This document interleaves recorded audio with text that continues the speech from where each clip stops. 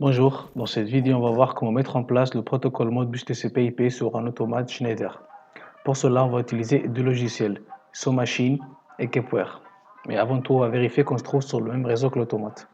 Donc pour cela, on va aller sur l'explorateur des fichiers, sous Réseau, Propriétés,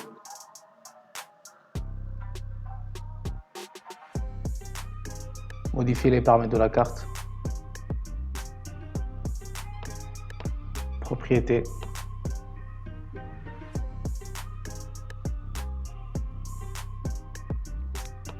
IP version 4. Et donc c'est là où on va mettre l'adresse IP du PC. Donc on s'assure d'être sur le même réseau.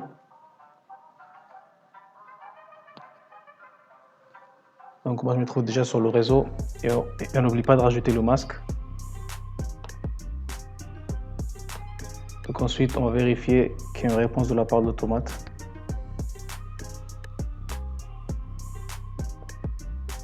Avec la commande ping.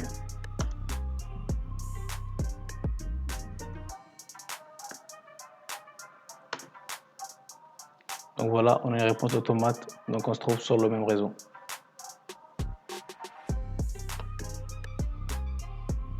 Donc maintenant, on va passer sur SoMachine, le logiciel de Schneider.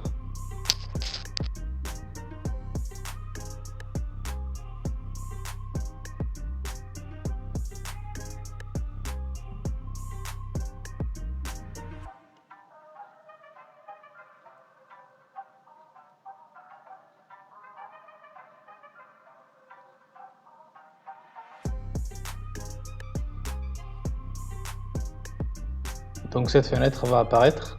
Donc on va aller créer un nouveau projet. On met projet vide.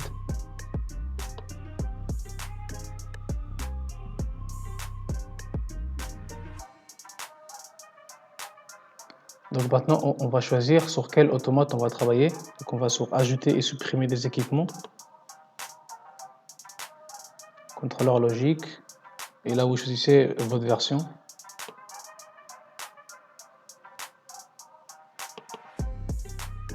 Et on l'ajoute.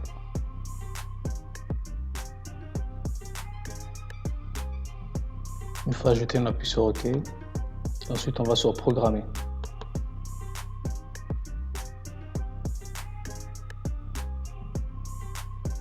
Donc maintenant, ici, on pourra programmer. Donc là, on va pouvoir programmer, mais avant tout, on va rajouter un POU sur l'onglet POU. Donc on l'appelle comme on veut. Et on prend bien le langage littéral structuré. Et on appuie sur Ajouter. Donc c'est là où on va mettre notre programme. Mais avant tout, on va rajouter une liste de variables. Donc c'est là où on va déclarer toutes nos variables.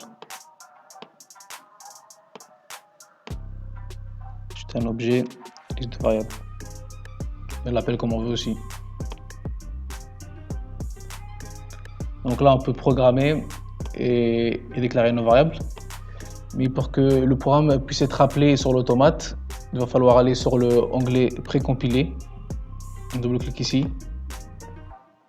On va sur pas d'appel. On clique. Et là, on fait ajouter l'appel. Et là, on ajoute le fichier qu'on a créé. On appuie sur OK.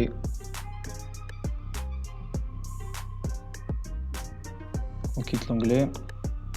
Donc là, si on voit bien, là, le programme va être appelé. Donc maintenant, on peut commencer à programmer. Donc ensuite, ici, là, on peut trouver toutes nos entrées et sorties. Donc sur module 1 et module 2. Donc ici, là, c'est nos sorties. Et là, c'est nos entrées.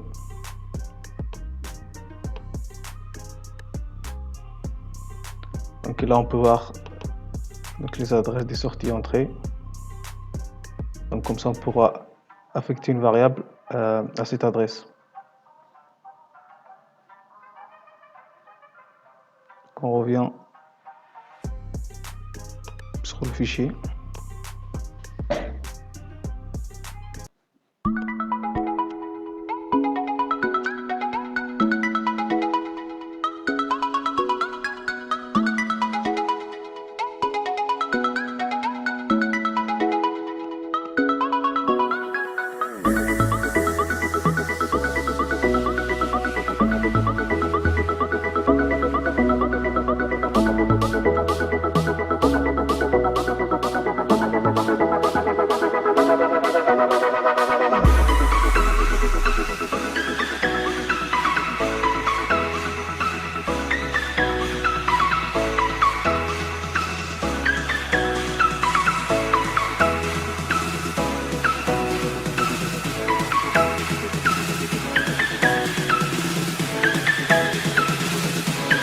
Donc maintenant, on va affecter toutes les variables au tableau des changements de bus. Donc pour cela, on va défiler la liste des variables. On va créer une nouvelle variable. On va l'appeler LED avec un S. On va l'affecter à la première case du tableau. Et le type, ça va être un Word.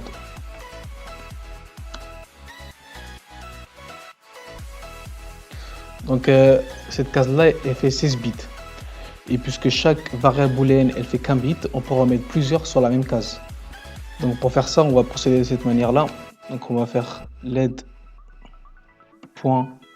Donc là, ça va être le premier bit. Et on va lui affecter LED1. Et du coup, on va procéder de cette manière-là pour affecter chaque variable à un bit différent.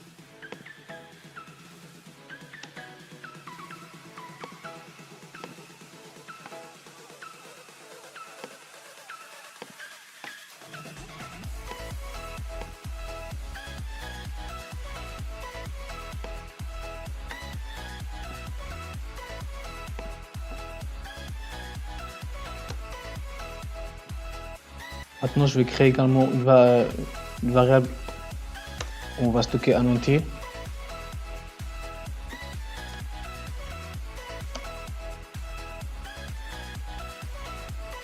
Donc là, elle est stockée à la deuxième case du tableau.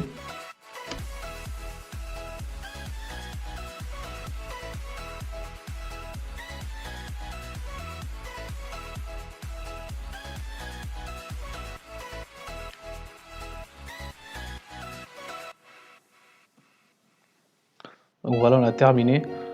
Donc maintenant, on va essayer de se connecter à l'automate et ensuite on va voir si le programme marche correctement et ensuite on ira vérifier sur Kepler. Donc pour se connecter à l'automate, on va d'abord vérifier qu'il a la bonne adresse IP. Donc on va aller sur MyController.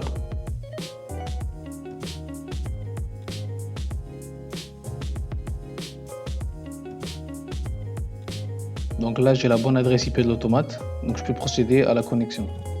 Donc on va aller sur En ligne, connexion. Après, j'appuie sur Alt F en même temps. Oui. Encore une fois, Alt F.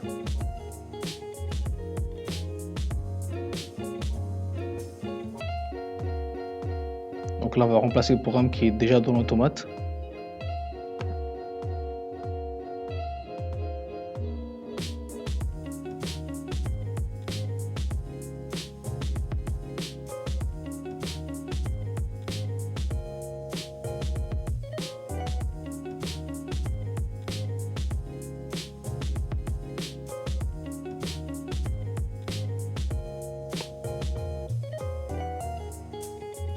Donc là, on s'est connecté et pour démarrer le programme, il fallait sur débogage, démarrer. Donc là, le programme est démarré.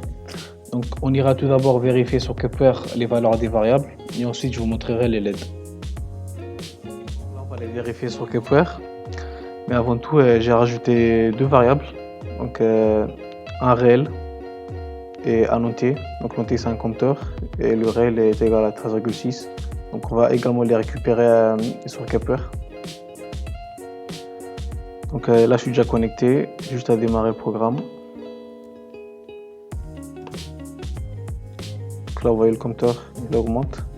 Donc là on va les récupérer ces valeurs là sur Kepler.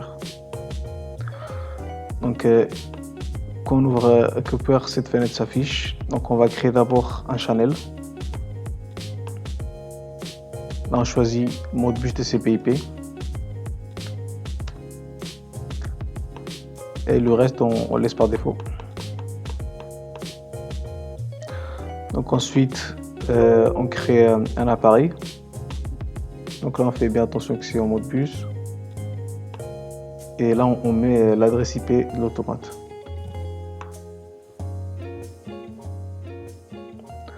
Et tout le reste, on laisse par défaut.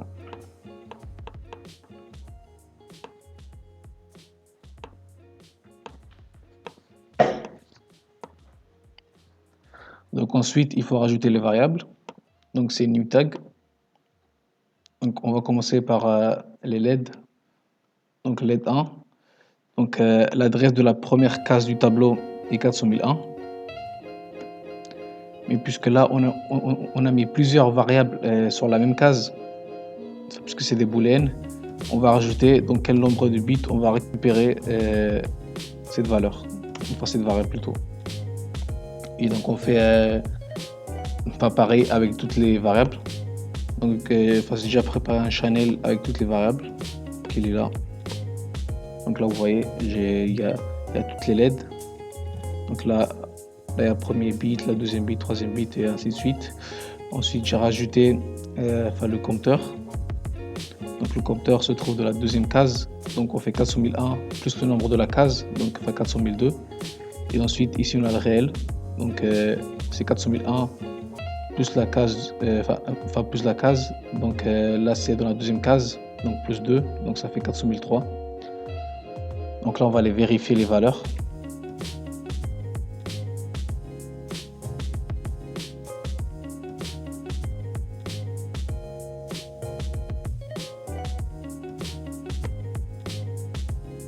Et on va sur channel 2. Donc là j'ai les valeurs. Donc là on peut voir le réel. Là on peut voir toutes les LED qui sont allumées et éteintes. Et là on a le compteur qui est en train d'augmenter. Donc là je vais vous montrer donc les LED qui sont allumées et éteintes sur l'automate. Et puis on aura fini avec cette vidéo. Donc voici l'automate Schneider. Donc là on a les sorties. Donc celle tout à gauche c'est la première LED et celle tout à droite c'est la dernière LED, donc la 8e. Donc on peut voir la première elle est allumée, la deuxième elle est éteinte et ainsi de suite. Donc le programme marche correctement.